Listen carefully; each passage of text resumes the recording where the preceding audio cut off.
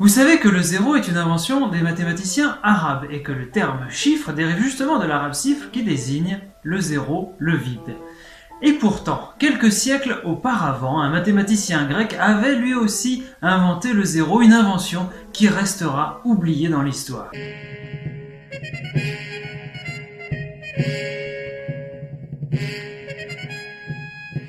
Je vais commencer par vous expliquer pourquoi le zéro a mis autant de temps pour être inventé.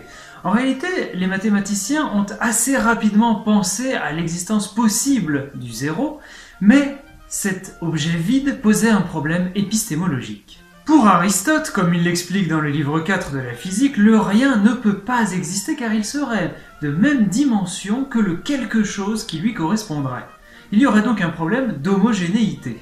En effet, le rien pourrait être aussi bien un point, un nombre, une droite, un plan. Et en plus de ce problème d'homogénéité, il y a, dit Aristote, un problème de commensurabilité. En effet, le rien n'est pas commensurable avec le quelque chose. Le vide n'est pas en proportion avec le plein, car multiplier 0 par quoi que ce soit fait toujours 0.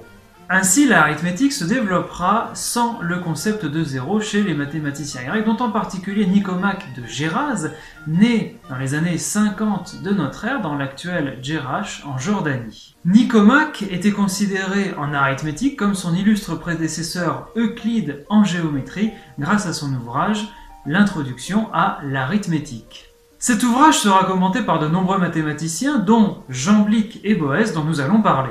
En plus de sa vie de Pythagore, Jamblique, qui a vécu dans les années 300 de notre ère, a également composé un commentaire sur l'arithmétique de Nicomaque, dans lequel il propose certaines idées innovantes, dont, vous me voyez venir, quelques idées sur le zéro. Pour Jamblique, le zéro, qu'il appelle ouden en grec, c'est-à-dire rien, est nécessaire pour pouvoir envisager tous les nombres de la même manière, c'est-à-dire comme moyenne des deux autres qui l'entourent. De la même manière que la dyade, c'est-à-dire le nombre 2, est la moyenne de la monade, le nombre 1, et du 3, il faut bien que le 1 puisse être considéré comme moyenne du 2 et de rien. Ce rien, qui précède l'unité, a chez Jamblique toutes les propriétés d'addition et de multiplication que nous lui connaissons aujourd'hui. La seule chose que Jamblique n'imagine pas, c'est évidemment la numérotation décimale qui sera permise par les chiffres indo-arabes. Et puisque rien ne vous oblige à me croire sur parole, voici deux extraits où Jamblique expose clairement sa conception du zéro et dont je vous propose ma traduction personnelle. En divers endroits, il nous apparaît comme malgré nous qu'il faut l'admettre par la nature de la théorie. Ici d'abord dans le fait que la monade est tout aussi bien la moitié de chacun de ceux qui l'entourent, la dyade et le rien, de même que les nombres suivants apparaissent comme la moitié de chacun de ceux qui les entourent. Quant au rien, qu'il semble multiplier lui-même ou un autre, ne sortira jamais de lui-même.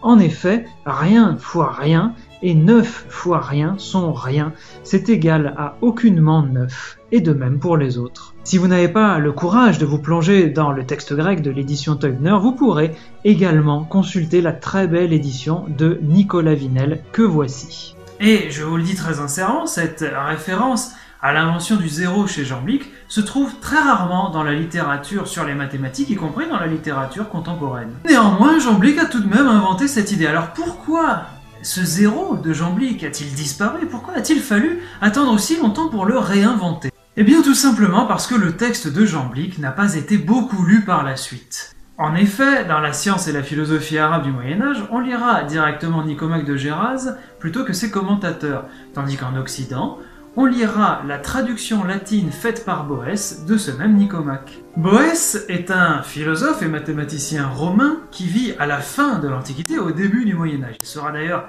le conseiller de Théodoric, un conseiller malheureux puisqu'il finira emprisonné et exécuté par ce même Théodoric, ce qui le poussera à écrire avant son exécution ses célébrissimes Consolations de la philosophie. Mais Boès, fin lettré et parlant grec, traduit également l'introduction à l'arithmétique de Nicomaque de Géraz en l'adaptant et en la commentant dans son Institution arithmétique. Or, dans cet ouvrage, il se penche justement sur le même point que Jamblique, mais sans parvenir à aller aussi loin que son prédécesseur. Tout comme Nicomaque, il s'arrête, pourrait-on dire, en chemin et n'entrevoit pas la possibilité du zéro. Ainsi, s'il explique très clairement que 2 est la moyenne entre 1 et 3, que 5 est la moyenne entre 4 et 6, ils n'osent pas aller dire que 1 est la moyenne entre 2 et 0. Or, au Moyen-Âge occidental, on ne lit plus le grec. Et c'est pourquoi c'est l'œuvre de Boès, parce qu'écrite en latin, qui influencera toute la mathématique occidentale du Moyen-Âge. Et c'est pourquoi il faudra attendre le très grand Al-Khwarizmi pour inventer définitivement le zéro, puis Gerbert d'Aurillac, le pape de l'an 1000, féru de sciences arabes et lisant l'arabe, pour l'importer définitivement en Occident. Morale de l'histoire, si vous avez une idée géniale, plutôt qu'en grec, écrivez-la en latin.